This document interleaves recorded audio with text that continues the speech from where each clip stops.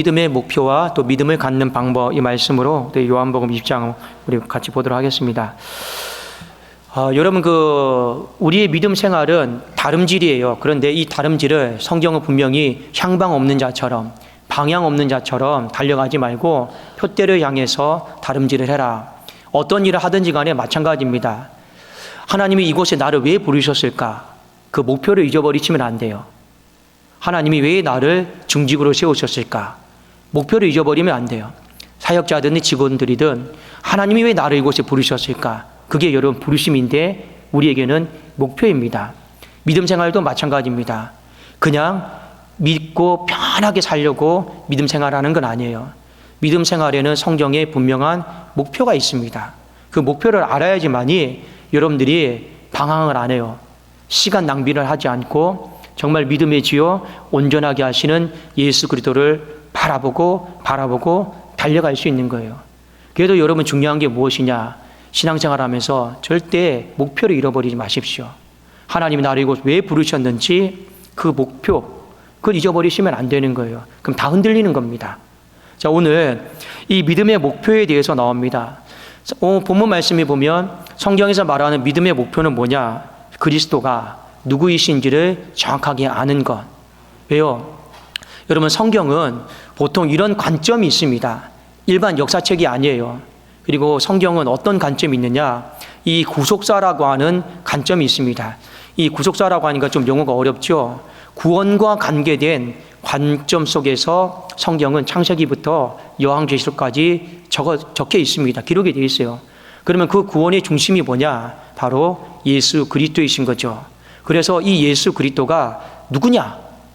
이걸 정확하게 아는 것이 우리가 성경을 잘 읽었습니다. 그렇게 이야기를 할 수가 있습니다. 자, 당시에 이 요한복음을 기록했던 그 당시를 이야기합니다.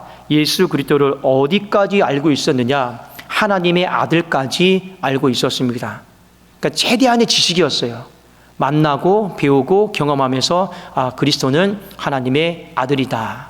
여기까지 그 당시의 지식이었습니다. 그런데 그 누구도 예수 그리스도를 하나님이다라고 고백한 사람은 아직 성경을 기록할 때까지만 해도 없었어요. 자, 요한복음을 썼던 사도 요한이 요한복음 1장 1절에 이렇게 기록을 하고 있습니다. 한번 같이 좀 찾아봅시다. 띄워주시고 또 찾아보세요. 1장 1절과 2절입니다.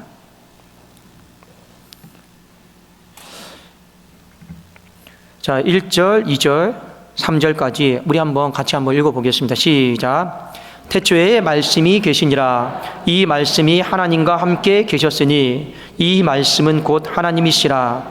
그가 태초에 하나님과 함께 계셨고 만물이 그로 말미암아 지은 바 되었으니 지은 것이 하나도 그가 없이는 된 것이 없느니라. 이미 사도 요한은 기록할 때부터 이렇게 기록을 했습니다. 태초에 말씀이 계셨다. 이거를 헬라어로 로고스라고 합니다. 이 말씀이 계셨는데 하나님과 함께 계셨다라는 거예요.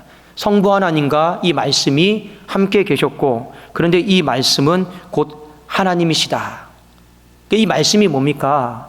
뒤에 나오는데 바로 예수 그리스도에 대한 이야기예요. 예수 그리스도를 로고스, 말씀이라고 합니다. 그런데 요한복음은 이 저자가 기록할 때부터 예수 그리스도는 하나님이시다. 이것이 이 책을 기록한 목적이다라고 이미 1장에서 다 펼쳐놨어요. 그래도 우리는 성경을 읽으면서 그리스도가 하나님의 아들 정도가 아니고 하나님이시구나, 이 진리까지, 이 지식까지 나가야 되는 거죠. 그래야지만이 성경을 잘 읽은 것이고 그 고백이 있을 때만이 우리의 신앙의 목표에 도달을 한 것입니다.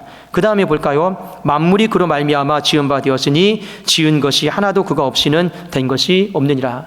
창세기에 보면 하나님이 천지를 창조하셨죠. 그런데 이미 만물이 말씀을 통해서 지어졌다라는 거예요. 성자 하나님이 이 그리스도가 하나님이시다. 이 부분에 대해서 언급을 하고 있습니다. 자, 요한복음의 주제는요, 그리스도가, 예수가 하나님이시다예요. 하나님이시다. 근데 그 당시 그 누구도 그리스도가 하나님이심을 고백했던 사람은 없습니다. 그저 하나님의 아들, 이 정도면 상당히 많이 고백한 거죠. 근데 오늘 도마가 예수님을 향해 뭐라고 고백하느냐? 나의 주님이시오, 나의 하나님이십니다. 이렇게 고백을 합니다. 그게 신앙의 목표에 도달한 거예요. 지식의 목표에 도달한 겁니다.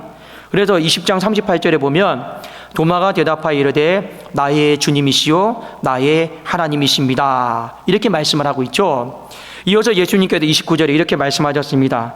예수께서 이르시되 너는 나를 본고로 믿느냐? 보지 못하고 믿는 자들은 복되도다 하시니라. 자, 이 구절은 자칫 잘못하면 이 도마가 지금 예수님의 그 부활하실 때 맨 처음에 못 봤잖아요. 그러니까 제자들이 막 수군거립니다.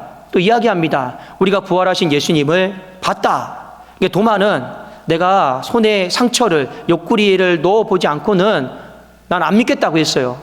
8해가 지나서 예수님이, 부활하신 예수님이 도마에게 나타나서 손에 못자국을 봐라, 이 창에 찔린 자국을 봐라. 그러면서 도마가 했던 고백이 무엇입니까? 나의 주님이시오, 나의 하나님이십니다. 그리고 이어서 나온 구절이 너는 나를 본고로 믿느냐? 보지 못하고 믿는 자들은 복되도다 말씀하셨어요. 자, 이 구절을 그냥 여기만 딱 떼어서 보면 도마의 믿음을 꾸짖는 것 같습니다. 좀 책망하는 것 같아요. 그런데 이것은 요한복음의 전체적인 관점에서 보면 도마를 꾸짖고 책망하는 내용은 좀 아닙니다. 이것은 지금 도마는 왜요? 지금 엄청난 고백을 했거든요. 그 당시에 그 누구도 그리스도를 하나님이시다라고 고백한 사람이 없어요. 엄청난 고백을 한 거예요. 엄청난 고백한 사람에게 너는 나를 본고로 믿느냐? 보지 못하고 믿는 자는 복되다. 이게요, 앞뒤가 좀 맞지가 않거든요. 그런데 이 고백은 책망으로 대답은 보시면 안 되고 이 요한복음의 전체 주제 속에서 우리가 한번 좀 보실 필요가 있습니다. 자, 여러분, 믿음에 이르는 과정, 사람이 믿음을 갖는 방법은 두 가지가 있습니다. 하나는 예수님께서 말씀하셨듯이 봐야지 믿는 사람이 있어요. 봐야지 믿는 사람은 이적과 어떤 체험적인 신앙을 굉장히 많이 요구를 합니다. 봐야지 믿어져요.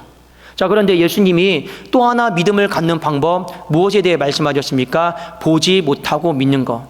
이 보지 못하고 믿는다 하는 것은 말씀 자체를 들으면서 믿는 거예요.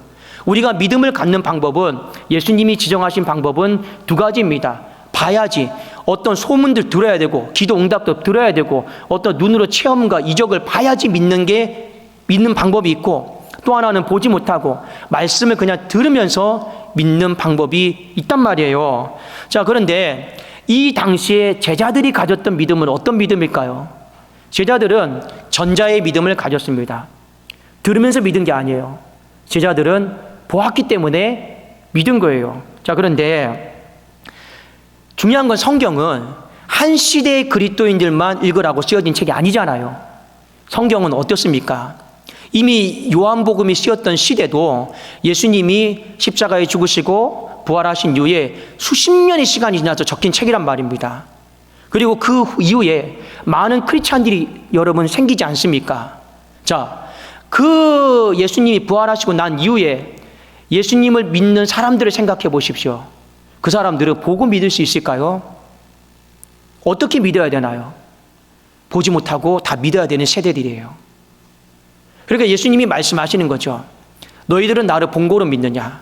제자들에게만 해당되는 굉장히 특수한 상황입니다. 그렇게 믿는 것도 믿음의 방법이에요.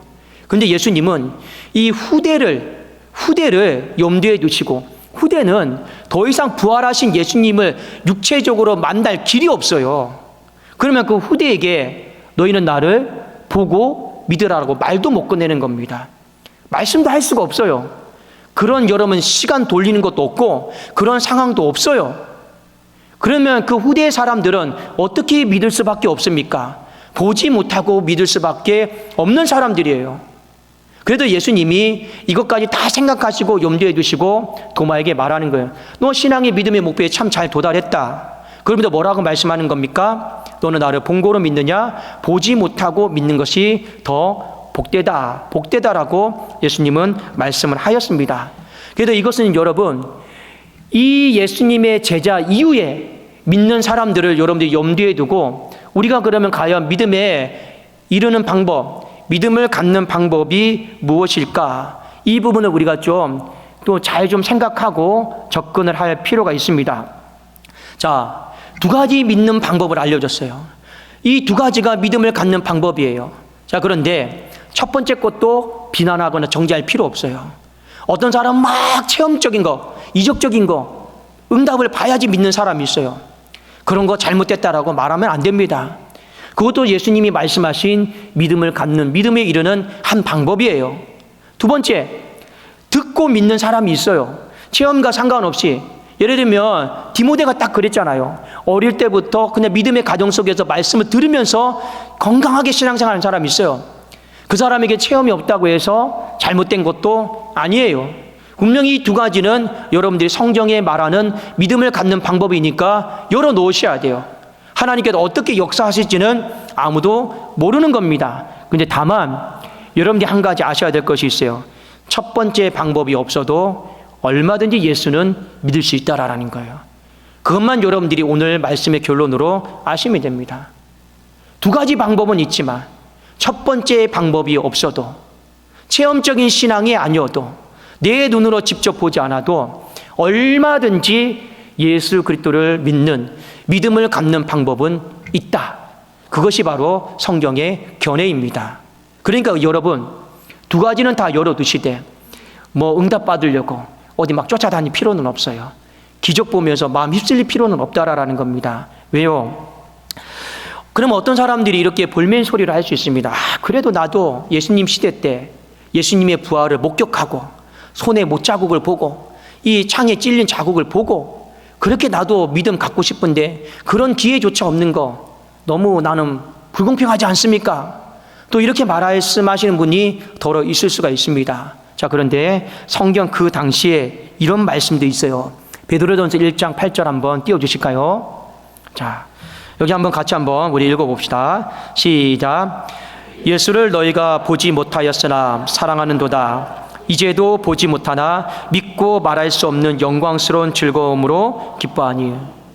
성경이 쓰였던 시대에 베드로가 뭐라고 이야기합니까?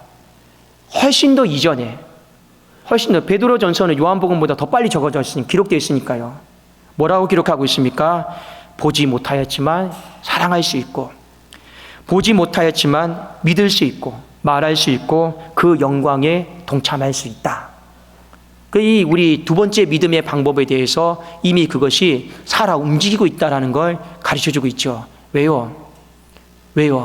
눈으로 보지는 못했지만 예수님 그 부활하신 이후에 성령께서 우리 안에 내주하셔서 성령께서 우리에게 특별하게 베풀어 주시는 은총이 있습니다. 그것이 무엇인지 아십니까? 믿어지는 믿음이에요. 그건요, 예수님의 제자들은 경험 못한 거예요. 그런데 내 안에 성령을 받은 사람들은 성령이 그 부분을 도와주세요. 어떻게 해요? 믿어지는 은총을 주십니다. 믿어지는 믿음을 주시는 거예요. 그래서 안 봤는데도 예수를 사랑해요. 예수를 보지 못했는데도 막 믿어져요. 그 영광이 보여요. 왜요? 바로 성령께서 친히 예수를 증거하시기 때문에 그렇습니다. 사랑하는 여러분, 오늘 말씀을 통해 두 가지를 좀 잘 정리를 하십시오. 믿음의 목표를 분명히 가지시라는 거예요.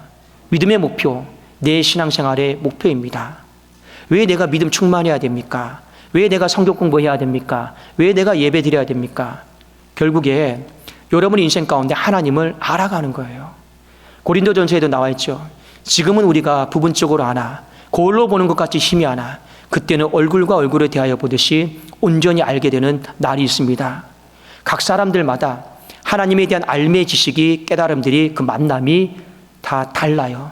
그러나 하나님은요, 우리가 이 땅에도 최선을 다해서 하나님을 알아가기를 원하십니다. 여러분, 하나님은 삼위일체 하나님이시라고 그러죠. 좀 그분의 어떤 기능적인 좀 사역을 구분해서 제가 좀 말씀을 드릴게요.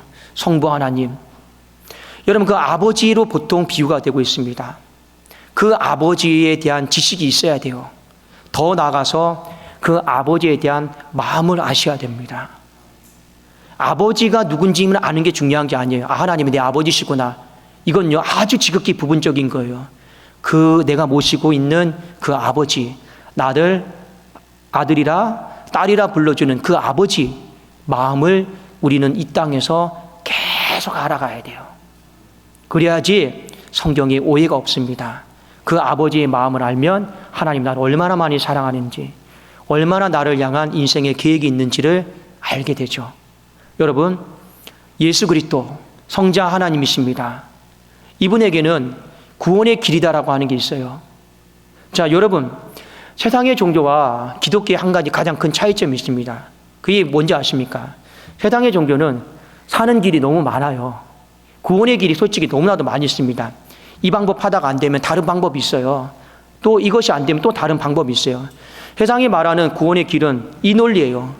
산의 정상에 이르는데 꼭 A 코스만 있냐, B 코스로도 정상에 이를 수 있고 C 코스로도 정상에 이를 수 있고 또 둘레길을 통해서도 정상에 이를 수 있고, 이게 세상이 말하는 바로 구원의 길입니다. 그런데 기독교에서 말하는 구원의 길은 아닙니다. 딱 한 길밖에 없는 거예요. 나머지 길로 가면 다 죽는다, 지옥길이다. 한 길만이 생명의 길로 이룰 수 있다 하는 것이 기독교입니다. 그리고 예수님이 말씀하셨죠. 내가 곧 그 길이요, 내가 진리요, 내가 그 생명이니 나로 말미암지 않고는 아버지께 올 자가 아무도 없다라고 했습니다. 여러분, 이 길이 귀한 것인지를 모르면 어떻게 되는지 아십니까? 이 길이 유일한 이 길에 대한 지식이 없으면 기독교는 굉장히 독단적이고 고집적이고 자기 아집이에요. 자기 것만 길이라고 하니까. 그런데 이 길에 대한 분명한 지식이 있으면 이 하나밖에 없는 이 길이 얼마나 소중하고, 이 하나밖에 없는 이 길이 내가 얼마나 내 인생 가운데 값진 것을 여러분 알게 되는 거예요. 감히 그걸 독단이다, 아집이다 말할 수가 없어요. 모르니까 그래요. 하나밖에 없는 이 길마저도 없었으면 내 인생 끝났다. 이게 맞죠? 이걸 모르면 왜 너희들은 하나밖에 없다고 그러냐? 여기는 이것도 있고 저것도 있는데 모르니까 그런 거죠. 그 지식이 여러분 목표에 도달하지 못했으니까 그런 거예요. 정말 여러분이 그 길이 하나밖에 없다라고 하면 이거 하나를 여러분 잃어버리지 않게 해서 얼마나 여러분 또 조심하고 또 조심하고 귀한 것을 귀하게 여겨야 되는지 모르면 삶의 태도가 바뀌어지는 거예요. 목표에 이르게 되면. 성령 하나님요, 보통 성령 하나님 생각하면 그 능력을 많이 생각해요. 맞습니다. 여러분, 성령 하나님에 대해서 온전한 그 지식이 없으면 어떻게 되는지 아십니까? 여전히 신앙인들이 내 힘과 능력으로 살아가려고 그래요. 그게 무슨 말입니까? 성령께 힘 달라고, 능력 달라고 많이 합니다. 그런데 이 성령 하나님에 대한 온전한 지식이 있으면 절대 하나님 앞에 힘 달라고, 능력 달라고 이런 기도는 그냥 어릴 때나 하지 장성한 사람이 되어서는 이렇게 구하지 않습니다. 왜요? 성령이 내 안에 거주하시니 성령이 내 안에 사시도록 그냥 다 주권을 양도해 드려요. 그래도 어떤 사람은 달라고 힘 달라고 하지 않습니다. 성령께서 내 안에 사시시니 거주하시니 다스리시니 내 인생 다 하나님의 것이오니 온전히 다 통치하여 주십시오. 그래도 어떤 사람은요, 그리스도가 그 안에 사시는 사람이 있어요. 내 힘과 내 능력으로 신앙생활하는 게 아니고 그리스도가 사시는 거예요. 그래도 어떻게 되는 겁니까? 여러분 잘 봐요. 어떤 학생이 공부를 하는데 두 가지가 있어요. 주구장창 내가 공부하는 학생이 있어요. 내 힘과 능력으로. 그런데 어떤 학생은 공부가 되어지는 학생이 있어요. 여러분 인생도 마찬가지입니다. 기도를 주구장창 내 힘과 능력을 하는데 가끔씩 여러분 이런 경우 있지 않습니까? 기도가 되어지는 경우가 있어요. 어떤 사람은 내 인생을 내가 오늘도 여기를 뚫어야 되고 여기도 애써야 되고, 그런데 삶이 희한하게 되어지는 사람이 있어요. 성령도 마찬가지입니다. 성령이 내 안에 사셔서 그리스도의 삶을 살아갈 수 있도록 그냥 사시는 삶이 있어요. 그래도 여러분 성부에 대해서, 성자에 대해서, 성령에 대해서 우리가 지금 부분적으로 아니까 여기까지밖에 모르니까 여기까지밖에 못 사는 거예요. 근데 하나님의 아들이 아니라 하나님이시다라고 알면 그분이 창조주이시구나, 만물을 다스리는구나, 이미 여러분 그 지식의 목표에 도달하면 어떻게 됩니까? 내 삶이 생각 자체가 달라져요. 고민하는 것 자체가 달라져요. 아, 이거 고민할 필요도 없는 건데 내가 괜히 고민했구나. 쉽게 여러분 말해드릴까요? 어떤 자녀가 있습니다. 근데 이 자녀가, 내 아버지는 예를 들어 저희 집의 자녀를 예를 들어 봅시다. 이 아이가 살아가면 이것저것 필요해요. 이것도 필요한데 딱 머릿속에 있어. 아, 우리 아버지는 목사인데 수입도 별로 없고 돈도 별로 없고 이 지식만 갖고 있어요. 그런데 이 아이가, 아, 우리 아버지는 삼성의 회장이다. 그 지식이 있다고 생각해 보세요. 그러면 이 아이가 고민하고 염려를 할까요, 안 할까요? 안 한단 말이에요. 바로 그 얘기입니다. 하나님의 아들로 알고 있느냐, 하나님으로 알고 있느냐, 이게 아무것도 아닌 것 같지만 우리의 삶의 모든 것들을 다 뒤집어 버리고 바꿔버린단 말이에요. 그래도 신앙은 중요한 게 무엇입니까? 요한복음의 목표는 하나입니다. 그리스도가 하나님의 아들일 뿐만 아니라 그리스도가 하나님이시다. 그래도 오늘 이 도마에 나의 주인이시오, 나의 하나님이시다라고 하는 이 고백을, 이것이 우리 신앙의 목표인데, 이 목표를 우리가 이루기 위해서는 믿음이 필요하단 말이에요.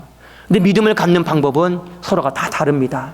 이렇게 갖는다고 해도 정죄하지도 마시고, 이렇게 갖는다고 해서 여러분들 판단도 하지 마시고, 다만 성경의 견해는 첫 번째 것이 없어도, 굳이 체험을 쫓아다니는 신앙생활을 하지 않아도 보지 못하고 믿는 이것이 하나님의 방법이다, 안전한 방법이다.